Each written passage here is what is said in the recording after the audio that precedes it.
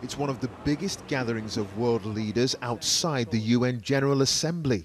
More than 60 nations seeking common cause on one of the most important issues of our time: how best to tackle mass migration from Africa to Europe. For David Cameron, here visiting a Royal Navy ship docked in Malta, whose sailors have helped rescue migrants and refugees all summer, this is an opportunity to win wider support for direct action to stem migrant flows.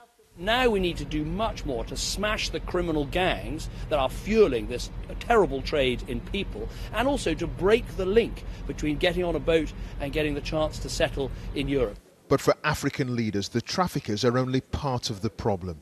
The attitude of some European states needs to change, they say, to the very idea of African migration. The problem that we are facing today is in part because some countries in Europe have taken a fortress approach. There is no part of the world that can be a fortress. Africa's migrants and refugees are second only to Syrians in the number trying to reach Europe this year. So far, 140,000. These Somalis I met on an Italian Coast Guard ship back in June. What are you hoping for in Europe? Europe, I wanted to build in my education. You want a good education? Yes. These Eritreans fleeing a dictatorship say they want to go to Europe.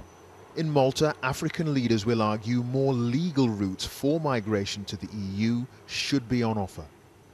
And what might Europe want in return? Certainly more of an effort to stop people leaving African states in the first place.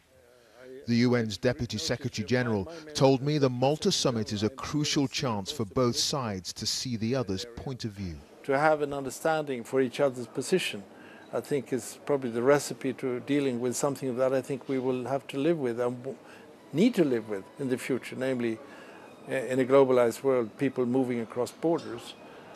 As the leaders left tonight for their hotels, the word is agreement has been reached on a number of fronts.